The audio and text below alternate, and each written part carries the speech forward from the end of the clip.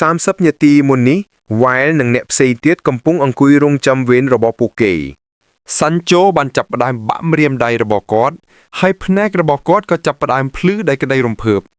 គាត់មិនអាចទប់ស្នាមញញឹមបានទេព្រោះការប្រឡងវាយបោះហាជិតចាប់ផ្ដើមហើយ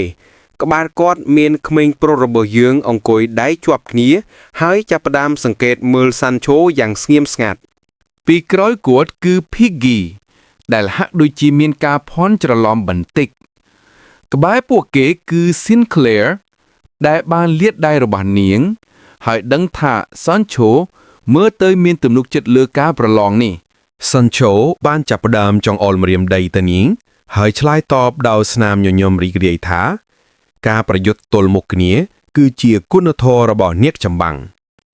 គាត់ពិតជារំភើបខ្លាំងណាស់ហើយមិនអាចទប់ទល់នឹងការរងចាំការចាប់ផ្ដើមការប្រឡងបានទេការយកចិត្តទុកដាក់របស់ Piggy បានផ្ដោតលើ Sancho ហើយភ្នែករបស់គាត់បើកធំដោយការភ្ញាក់ផ្អើលគាត់បាននិយាយដោយធម្មតាថាគ្រូបង្រៀនរបស់គាត់បានប្រាប់ថាប្រសិនបើពួកគេមិនប្រើអរ៉ាក្នុងការប្រយុទ្ធដោយផ្ទាល់ទេអ្នកខ្លាំងបំផុតនៃ Ice Core គឺ Sancho វ៉ែបានចាប់ផ្ដើមសម្លឹងមើលទៅដីក្នុងភាពស្រងត់ស្រងាត់ប៉ុន្តែបន្ទាប់មកមានអ្វីមួយបានកើតឡើងមាននរណាម្នាក់បានសួរទៅកាន់សាស្ត្រាចារ្យសាឌីថាតើនាងកំពុងធ្វើអ្វីនេះបានធ្វើឲ្យ Piggy យកចិត្តទុកដាក់ហើយធ្វើឲ្យគាត់តក់ស្លុតនៅពីមុខពួកគេមានសិស្សម្នាក់នៅសាស្ត្រាចារ្យសាឌីដែលកំពុងកាន់ដបស្រាមួយក្មេងប្រុសនោះបានចាប់ផ្ដើមសម្លឹងមើលនាងហើយពេលឃើញស្រាគាត់ក៏ខឹងជាមួយនឹងទឹកមុខខាងសម្បាពេញដែលកំហឹងគាត់បានសួរថាតើនាងអាចផឹកស្រាអំឡុងពេលប្រឡងដែលជីវិតរបស់ Seth កំពុងប្រឈមនឹងគ្រោះថ្នាក់បានយ៉ាងដូចម្ដេចសាឌីមិនបាននិយាយអ្វីឡើយហើយនៅតែស្ងៀមប៉ុន្តែក្មេងប្រុសនោះបាននិយាយថាគាត់អាចហិតក្លិនស្រាពីចម្ងាយហើយវាច្បាស់ណាស់ថានាងស្រវឹងសាឌីបានចាប់ដបស្រាហើយបើកមាត់របស់នាងត្រៀមផឹកម្ដងទៀតក្នុងមួយពព្រិតភ្នែកនាងបានផឹកស្រាទាំងអស់តាមនាងនិយាយក្មេងប្រុសនោះគឺជាមនុស្សរំខាននាងបានដាក់ដៃរបស់នាងលើចង្កេះហើយជាមួយនឹងស្នាមញញឹមអាក្រក់បានចាប់ដើមស៊ីដបកែវជីដុំដុំដូចជាវាជានំប៉័ងដោយឃើញដូចនោះភ្នែករបស់ក្មេងប្រុសនោះក៏បើកធំដោយភ័យខ្លាចគាត់បានថយក្រោយ2-3ជំហានហើយមិនអាចទប់ការភ័យស្លន់ស្លោបានទេមាត់របស់សាស្ត្រាចារ្យសាឌីពោពេញទៅដោយបំណែកកញ្ចក់នាងបានលៀនអណ្ដាតរបស់នាងហើយចាប់ដើមលិតស្រាដែលនៅជាប់ថ្មរបស់នាងបន្ទាប់មកនាងបានជូតអណ្ដាតរបស់នាងដោយដៃហើយចាប់ដើមសម្លឹងមើលក្មេងប្រុសនោះយ៉ាងខ្លាំងក្លាជាមួយនឹងទឹកមុខកំហុកនិងអាក្រក់នាងបានបញ្ជាក់យ៉ាងច្បាស់ថាសារធាតុអាល់កុលមានត្រឹមតែ 7.6 ប៉ុណ្ណោះដូច្នេះវាហួសហេតុបន្តិចក្នុងការនិយាយថាវាជាគ្រឿងស្រវឹងដោយមានអារម្មណ៍ពីទឹកមុខរបស់នាង Sinclair បានយកដៃបិទមាត់របស់នាងហើយភ្នែករបស់នាងពោពេញដោយការភ័យខ្លាច Piggy ដែលនៅក្បែរនាងបានបើកមាត់របស់គាត់ដោយដឹងថាសាស្ត្រាចារ្យសាឌីជាអ្នកទទួលខុសត្រូវលើពួកគេហើយថានាងដូចពាក្យចចាមអារាមបាននិយាយថាជាមនុស្សចម្លែកដូចសពមួយដងអ្នកដែលមានភាពស្ងប់ស្ងាត់តែម្នាក់គត់គឺ Ware ព្រោះគាត់ធ្លាប់ឃើញមនុស្សដូចជានាងជាច្រើនដងក្នុងជីវិតមុនរបស់គាត់ធ្លាប់ស្គាល់មនុស្សប្រភេទនេះបន្តិចហើយសាឌីបានយកក្រដាស់មួយសន្លឹកចេញមកចាប់ផ្ដើមចង្អុលឈ្មោះសិស្សម្នាក់ដោយម្រាមដៃរបស់នាងហើយជាមួយនឹងស្នាមញញឹមរំភើបបានសម្រេចចិត្តចាប់ផ្ដើមការប្រឡងសិស្សដំបូងដែលនាងហៅគឺ Sancho Barraria ជំនួសឲ្យការមានអារម្មណ៍ភ័យខ្លាច Sancho បានចាប់អាវុធរបស់គាត់ហើយជាមួយនឹងការសម្លឹងមើលរំភើបបានក្រោកឈរហើយចាប់ផ្ដើមដាវចំពោះទៅសាឌី Sinclair និង Ware បានក្រោកឈរ Piggy បានយកដៃរបស់គាត់ទៅបិទមាត់ហើយចាប់ផ្ដើមស្រែកទៅ Sancho ឲ្យប្រយ័ត្នព្រោះមានពាក្យចចាមអារាមថាសិស្សជាច្រើនដែលបានប្រឡងជាមួយសាស្ត្រាចារ្យសាឌីមិនអាចចូលរៀននៅសាលាបានទៀតនោះទេជាមួយនឹងស្នាមញញឹមប្រកបដោយទំនុកចិត្ត Sancho បានស្នើឲ្យមិត្តរបស់គាត់កុំបារម្ភពីគាត់សាស្ត្រាចារ្យសាឌីបានកោះហៅ Golem របស់នាងដែលបានបង្ហាញខ្លួននៅពីមុខនាង Sancho បានចូលទៅជិតចាប់ផ្ដើមសង្កេតមើល Golem ហើយបានបង្ហាញថាឆន្ទៈរបស់អ្នកចម្បាំងគឺមិនអាចបំបីបានគាត់បានចាប់ពូថៅរបស់គាត់យ៉ាងតឹងហើយបានដាក់អិរិយាបថវាយលុកភ្នែករបស់គាត់កំពុងភ្លឺដោយក្តីរំភើបជំនួសឲ្យការភ័យខ្លាច គាត់បានបង្ហាញការកោតសរសើរចំពោះនាងដោយនិយាយថាគាត់កំពុងទន្ទឹងរង់ចាំការបង្រៀនរបស់នាងហើយបន្ទាប់មកការប្រឡងក៏បានចាប់ផ្ដើម ក្នុងមួយពព្រិចភ្នែកសាន់ឆូបានលោតហើយចាប់ផ្ដើមចុះពីលើមេឃឆ្ពោះទៅកាន់ហ្គោឡែមក្នុងល្បឿនយ៉ាងលឿនត្រៀមវាយប្រហារសាស្ត្រាចារ្យសាឌីបានចាប់ផ្ដើមសម្លឹងមើលទៅដីហើយស្នាមញញឹមបានលេចឡើងនៅលើមុខរបស់នាងបានឈរនៅស្ងៀមពី3វិនាទីហើយបន្ទាប់មកបានចាប់ផ្ដើមបង្ហាញស្នាមញញឹមអាក្រក់ដោយនិយាយពាក្យរបស់សាន់ឆូម្ដងទៀតថាឆន្ទៈរបស់អ្នកចម្បាំងគឺមិនអាចបំបែកបានសាន់ឆូបានវាយប្រហារដោយកម្លាំងទាំងអន់របស់គាត់បន្ទាប់មកមានអ្វីមួយបានកើតឡើងស៊ីនក្លែរបានជោគដៃបិទមាត់របស់នាងហើយភ្នែករបស់នាងបើកធំដោយការភ្ញាក់ផ្អើលនាងមិនអាចជឿអ្វីដែលភ្នែករបស់នាងកំពុងឃើញនោះទេ Piggy បានថយក្រោយពីបេជំហានគាត់តក់ស្លុតហើយបើកមាត់វាដែរទោះបីជាមនុស្សស្ងប់ស្ងាត់បំផុតក៏ដោយក៏តក់ស្លុតដែរគាត់មិនដែលឃើញអ្វីដូចនេះពីមុនមកទេភ្នែករបស់ Sinclair ហើយ Piggy ពោពេញទៅដោយការភ័ន្តច្រឡំហើយបន្ទាប់មកពួកគេបានឃើញអ្វីដែលគួរឲ្យភ័យខ្លាចហើយមិនអាចគេចផុតពីអារម្មណ៍ភ័យខ្លាចដែលពួកគេមិនធ្លាប់មានពីមុនមកនៅពេលដែលវាំងនូនផ្សែងបានបាត់ទៅ Golem របស់សាស្ត្រាចារ្យសាឌីអាចមើលឃើញថាវាកំពុងឈរហើយកាន់សាន់ឆូដែលហាក់ដូចជាសន្លប់ហើយពោពេញដោយឈាមនៅត្រង់កសិស្សទាំងអស់បានជាប់គាំងដោយការភ័យខ្លាច Golem របស់នាងបានលើកសាន់ឆូនៅត្រង់កនាងមិនអាចជួយបានក្រៅពីមានអារម្មណ៍ខកចិត្តបន្តិចដែលឃើញប្រដាប់ក្មេងលេងរបស់នាងបានខូចនាងកំពុងគ្រប់គ្រង Golem ដោយប្រើដៃរបស់នាងនិងដោយមានជំនួយពីបណ្ដាញវិទ្យបន្ទន់2ភ្នែករបស់នាងកំពុងភឺដោយភាពអាក្រក់នាងបានចាប់ផ្ដើមមើលទៅសើផ្សេងទៀតហើយជាមួយនឹងស្នាមញញឹមបានសួរថាតានេះមានន័យថាសាន់ឆូត្រូវបានលុបឈ្មោះជាអ្នកចម្បាំងហើយឬនៅទឹកមុខរបស់ Wire បានផ្លាស់ប្ដូរយ៉ាងខ្លាំងគាត់បានចាប់ផ្ដើមសង្កេតមើលសាឌីជាមួយនឹងការសម្លឹងមើលយ៉ាងធ្ងន់ធ្ងរមិនដឹងថាក្មេងស្រីនេះកំពុងរៀបចំផែនការអ្វីនោះទេ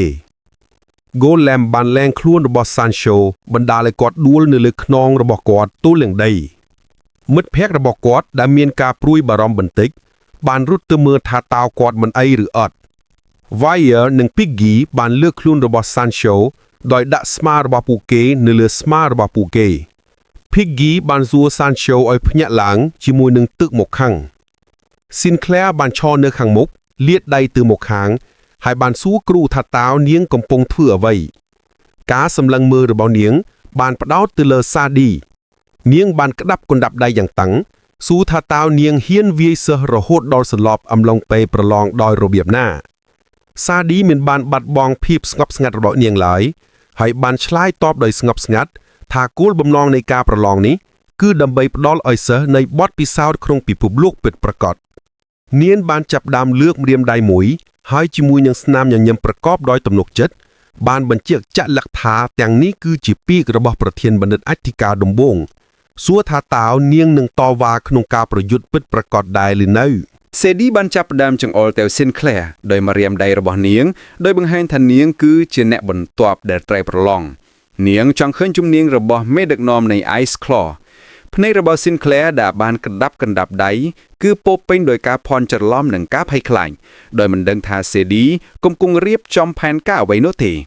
មុនពេលនាងអាចធ្វើការសម្រេចចិត្តបានមាននរណាម្នាក់នៅពីក្រៅនាងបានណែនាំថានាងគួរតែបដិសេធការប្រឡងនៅពេលឮដូច្នេះនាងបានដកខ្លួនចេញពីភាពស្រងួតស្រងាត់របស់នាងហើយមានការភ្ញាក់ផ្អើលបន្តិចហើយបែរទៅក្រោយនៅពីក្រោយនាងគឺ Wire ដែលមានស្មារបស់ Sancho ផ្អែកលើស្មារបស់គាត់ការយកចិត្តទុកដាក់របស់ក្មេងប្រុសរបស់យើងបានផ្ដោតលើនាងជាមួយនឹងការសម្លឹងមើលដោយស្មោះត្រង់គាត់បាននិយាយថាទង្វើរបស់សេឌីគឺច្បាស់ជាមិនយុត្តិធម៌ទេហើយថាប្រសិនបើនាងតវ៉ាទៅបណ្ឌិតសភាវាអាចទៅរួយសម្រាប់នាងក្នុងការប្រឡងម្ដងទៀតនាងបានចាប់ផ្ដើមសម្លឹងមើលទៅដីជាមួយនឹងទឹកមុខស្រងួតស្រងាត់ហើយបានអរគុណ Wire ដែលបានបារម្ភពីនាងភ្នែករបស់នាងកំពុងភ្លឺដោយការតាំងចិត្តនាងបានស្បត់ថានឹងមិនកិច្ចវេះពីមនុស្សដែលបានធ្វើឲ្យមិត្តរបស់នាងឈឺចាប់នោះទេភាពស្ងៀមស្ងាត់បានចូលគ្រប់គ្រងស្ថានភាព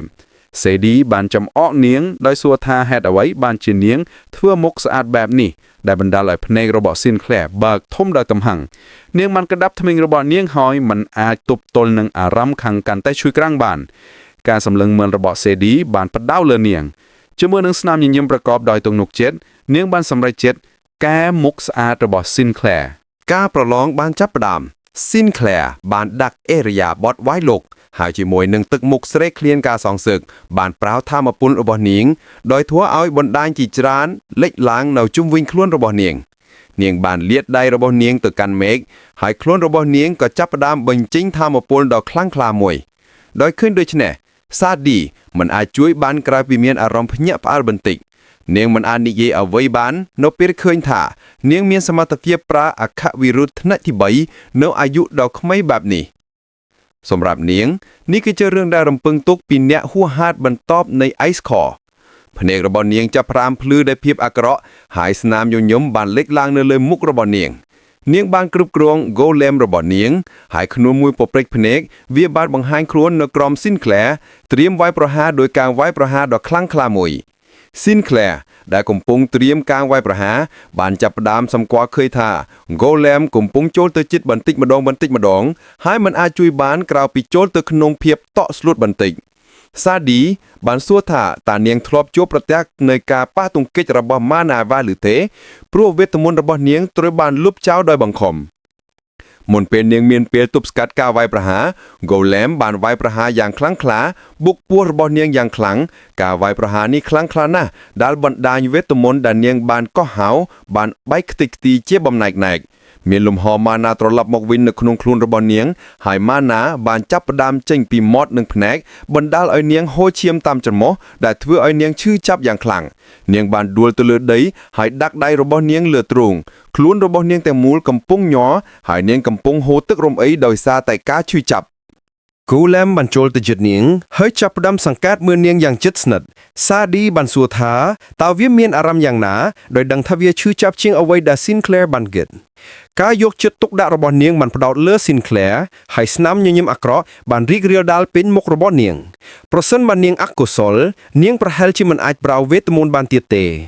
សម្រាប់នាងវានឹងជារឿងគួរឲ្យអស់សំណើចប្រសិនបើអ្នកហួសហេតុបន្ទាប់នៃ Ice Core មិនអាចប្រើវេទមន្តបានទៀត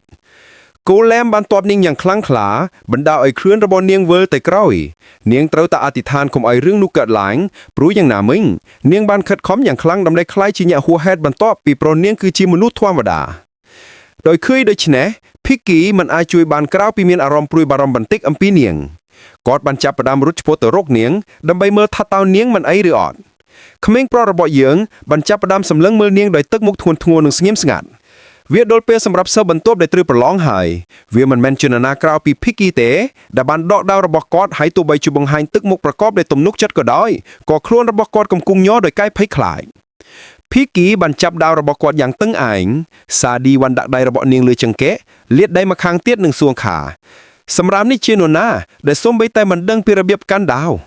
គាត់បានចាប់ផ្ដើមបែកញើសយ៉ាងខ្លាំងប៉ុន្តែទោះបីជាយ៉ាងនេះក៏ដោយគាត់មិនបានបាត់បង់ភាពស្ងប់ស្ងាត់របស់គាត់ភ្នែករបស់គាត់ពោពេញដោយការតាំងចិត្តគាត់មិនមែនជាមនុស្សកំសាកទេហើយក៏គាត់មិនទៅថយក្រោយដែរ Golem របស់ Sadie បានចាប់ដើមដើរឆ្ពោះទៅកាន់ Piggy ការសាក់លបងនេះគឺជាឱកាសរបស់គាត់ក្នុងការបង្ហាញពីភាពក្លាហានដែលលាក់នៅក្រោមរូបរាងខ្សោយរបស់គាត់មុនពេល Piggy អាចត្រៀមខ្លួនសម្រាប់ការវាយប្រហារ Golem បានរើខ្លួនយ៉ាងលឿនហើយវាយប្រហារដោយកម្លាំងបំបីផ្លែដាវទៅជាបំណែកដែលធ្វើឲ្យភ្នែករបស់ Piggy បើកធំដោយការភ្ញាក់ផ្អើលផ្លែដាវបានជាប់នៅក្នុងដី 2-3 ម៉ែត្រពីក្រោយ Piggy តក់ស្លុតនៅពេលឃើញថា Golem បានបំបែកដាវរបស់គាត់ដោយការទាត់សាមញ្ញមួយការសម្លឹងរើរបស់ Piggy បានផ្ដោតលើដាវដែលបាក់របស់គាត់ហើយគាត់មិនអាចជួយបានក្រៅពីមានអារម្មណ៍ភ័យខ្លាចនិងភ័ន្តច្រឡំមុនពេលគាត់អាចយល់ពីអ្វីដែលទើបតែកើតឡើង Golem បានរើខ្លួនដោយផ្លៃបន្តហើយបានទាត់គាត់យ៉ាងខ្លាំងនៅក្រោមថ្កៀមបញ្ជូនខ្លួនរបស់គាត់ឲ្យហោះឡើងទៅលើអាកាសខណៈពេលដែលខ្លួនរបស់គាត់នៅកណ្ដាលអាកាស Golem បានលើកជើងរបស់វាហើយយកកែងជើងរបស់វាឲ្យគៀកនឹងក្បាលរបស់ Piggy Sadie បានចំអកគាត់ព្រោះមិនថាសម្រាមប្រយុទ្ធយ៉ាងណាក៏ដោយនៅទីបំផុតវានៅតែជាសម្រាម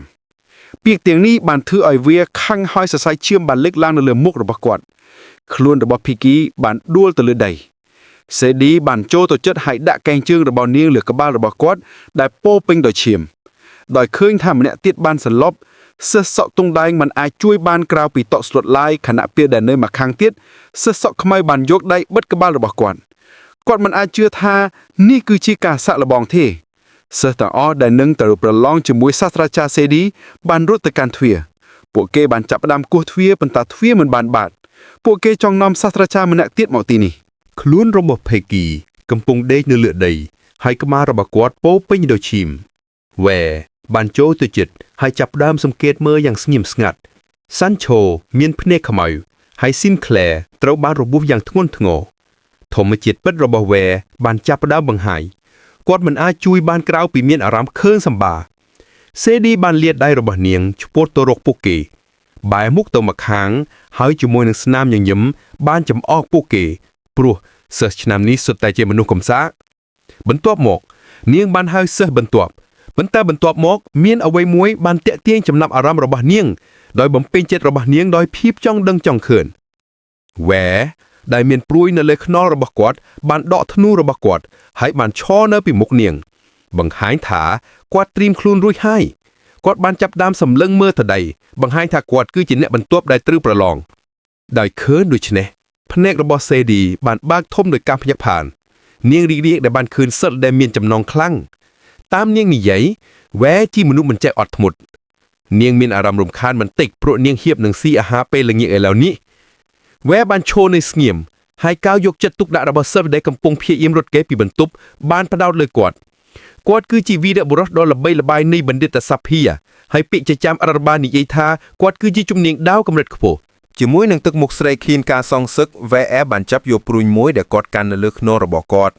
សាស្ត្រាចារ្យ Sandy គឺជាយ៉ាងហោចក៏នឹងជំនាញដាវកម្រិតខ្ពស់ដែលអាចកម្ចាត់នាងបានទេក្រៅពីនេះធ្នូគឺជាអាវុធដ៏អាក្រក់បំផុតក្នុងការប្រើការប្រយុទ្ធទល់មុខគ្នាការប្រឡងបានចាប់ផ្ដើមហើយភ្នែករបស់ Sandy ពោពេញដោយក្តីរំភើបព្រោះការវាយសិស្សដែលមានទេពកោសល្យពិតជាសប្បាយណាស់នាងបានគ្រប់គ្រងកូឡែមរបស់នាងដែលបានចាប់ផ្ដើមទៅមុខយ៉ាងលឿនឆ្ពោះទៅរក Ware គាត់គឺជាសិស្សដែលមានចំណាត់ថ្នាក់ខ្ពស់បំផុតនៅក្នុងបណ្ឌិតវិស័យប្រសិនបើនាងអាចវាយសិស្សល្អបំផុតបានវានឹងក្លាយជារឿងដ៏រីករាយបំផុត Ware ដែលដៃម្ខាងកំពុងកាន់ធ្នូបានយកព្រួញដែលគាត់កាន់នៅលើខ្នងរបស់គាត់ជាមួយនឹងដៃម្ខាងទៀតហើយចាប់ផ្ដើមសង្កេតមើលពីរបៀបដែល Golem កំពុងចូលទៅជិតបន្តិចម្ដងបន្តិចវាបានចាប់ផ្ដើមលាតដៃរបស់វាឆ្ពោះទៅរកគាត់ Sandy ចង់រីករាយនឹងការយំរបស់ Ware បន្ទាប់ពីបាក់ដៃរបស់គាត់ Ware បានដកព្រួយមួយហើយមុនពេល Golem អាចចូលទៅជិតគាត់បានដាក់វាលើធ្នូហើយជាមួយនឹងទឹកមុខពោពេញដោយកំហឹងបានត្រៀមខ្លួនបាញ់បន្ទាប់មកមានអ្វីមួយបានកាត់ឡើងហើយភ្នែករបស់ Sandy បានបោកធំដោយភាពភ័ន្តច្រឡំ Ware បានបាញ់ព្រួញទៅស្មើបុក Golem បន្តែជំនួសឲ្យការបុកព្រួយនោះបានរអិលហើយផ្លាស់ប្ដូរទិសដៅព្រួយនោះខ្លាំងណាស់ដែលវាបានបន្សល់ទុកនូវរបួសយ៉ាងជ្រៅនៅក្នុងខ្លួនរបស់ Golem ក្មេងប្រុសរបស់យើងបានចាប់ផ្ដើមសម្លឹងមើល Sadie យ៉ាងស្ងៀមស្ងាត់ ខ្លួនរបស់នាងបានថយក្រោយនាងបានឈប់គ្រប់គ្រងកូឡឹមបណ្ដាលឲ្យវាឈប់ភ្លាមមុនពេលទៅដល់ Ware សិនដែលនៅមាត់ទ្វារបានបែរទៅមើលដោយតក់ស្លុតពួកគេទាំងអស់បានបើកមាត់នៅពេលឃើញថាគាត់បានបញ្ឈប់ Golem របស់ Sadie ការពិតគឺថាព្រួយណូបានជាប់នៅក្នុងភ្នែករបស់ Sadie ដែលឥឡូវនេះពោពេញដោយឈាមនាងបានចាប់ព្រួយបើកមាត់របស់នាងហើយចាប់ផ្ដើមស្រែកដោយការឈឺចាប់យ៉ាងខ្លាំងដែលនាងមានអារម្មណ៍នៅក្នុងភ្នែករបស់នាងបានដួលទៅលើដី វាបានលេងខ្សែធ្នូហើយចាប់ផ្ដើមរីករាយនឹងពេលនេះក្នុងភាពស្ងៀមស្ងាត់ហើយដើម្បីកុំឲ្យតាក់ទាញចំណាប់អារម្មណ៍គាត់បានចាប់ផ្ដើមធ្វើពុតជាមួយនឹងទឹកមុខព្រួយបារម្ភវាបានពន្យល់ថាគាត់កំពុងព្យាយាមបាញ់ទៅ Golem ហើយមិនដឹងថាតើព្រួយបានទៅដល់នាងដោយរបៀបណាឡើយភ្នែករបស់វាបានចាប់ផ្ដើមភ្លឺដោយភាពអាក្រក់ហើយជាមួយនឹងស្នាមញញឹមអាក្រក់គាត់បានសួរថាតើសាស្ត្រាចារ្យ Sadie មិនអីទេ Sadie បានដាក់ដៃរបស់នាងលើភ្នែកដែលនាងមានព្រួញជាប់ក្តាប់ធ្មេញរបស់នាងនិងចិត្តរបស់នាងពោពេញដោយកំហឹងនិងការខឹងសម្បារនេះគឺជាចុងបញ្ចប់នៃវីដេអូប្រសិនបើអ្នកទាំងអស់គ្នាចង់មើលផ្នែកបន្ទាប់កុំភ្លេចចុច Subscribe និង Like វីដេអូ